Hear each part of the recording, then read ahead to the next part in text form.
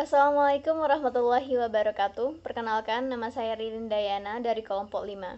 Di sini saya dan teman-teman satu kelompok akan membahas dan berbagi pendapat tentang kasus analisis domain proses COVID from Word 5 pada sistem informasi worksheet.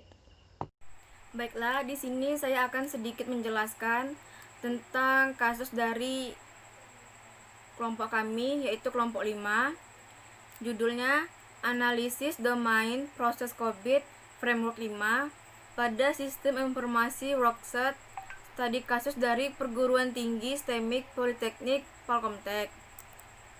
STEMIK Palkomtek merupakan lembaga pendidikan komputer dan internet yang berdiri sejak tahun 2003. Dengan sistem pembelajaran praktek, diskusi, pemecahan studi kasus, dan praktikum di laboratorium.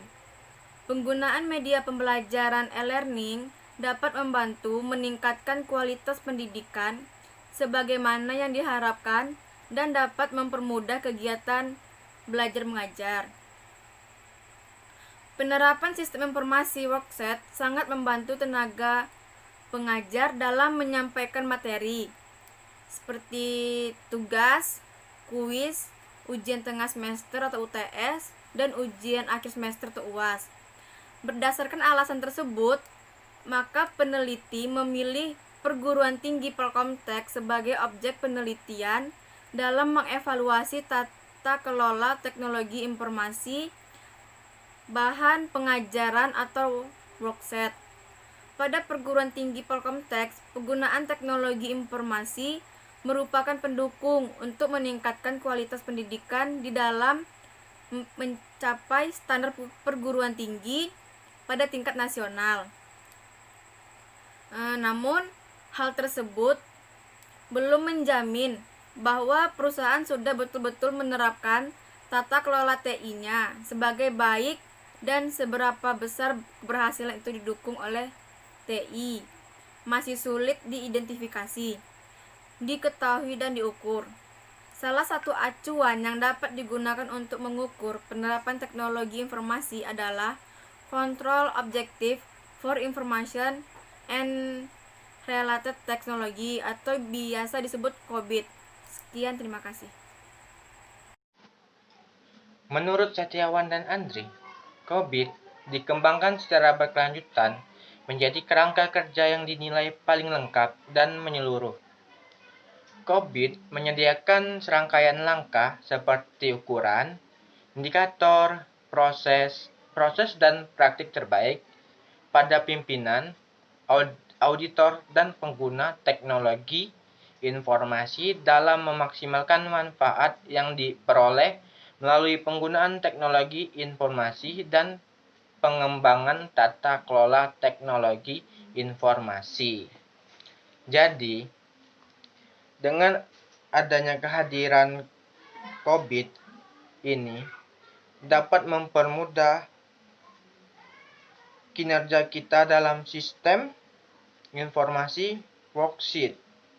Karena COVID didesain untuk membantu auditor atau user dan manajemen untuk menjembatani antara resiko bisnis, kebutuhan kontrol, dan masalah-masalah teknis teknologi informasi.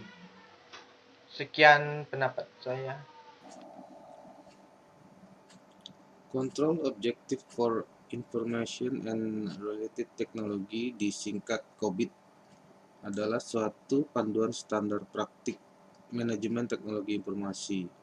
Standar COBIT dikeluarkan oleh IT Governance Institute yang merupakan bagian dari ISACA. COBIT 2019 merupakan versi yang terbaru.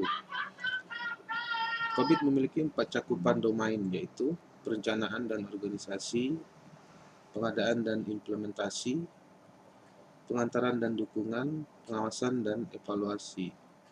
Maksud utama COBIT ialah menyediakan kebijakan yang jelas dan good practice untuk IT governance, membantu manajemen senior dalam memahami dan mengelola risiko-risiko yang berhubungan dengan IT. COBIT menyediakan kerangka IT governance dan petunjuk kontrol objektif yang detail untuk manajemen, pemilik proses, bisnis, user, dan auditor.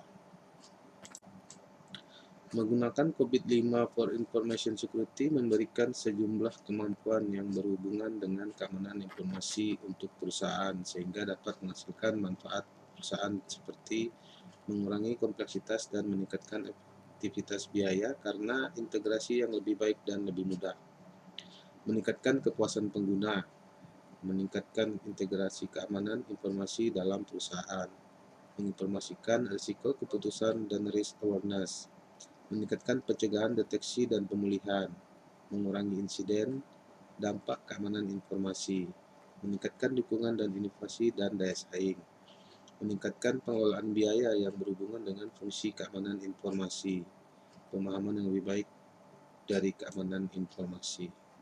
Berdasarkan hasil diskusi dari kelompok kami, ada beberapa saran yang dapat disampaikan. Yang pertama, domain dengan tingkat paling rendah diharapkan untuk dilakukan perbaikan terlebih dahulu dan lebih diperhatikan lagi untuk mencapai tujuan yang diharapkan. Dan yang kedua, melakukan evaluasi terus-menerus guna meningkatkan tata kelola worksheet berstandar COVID-5.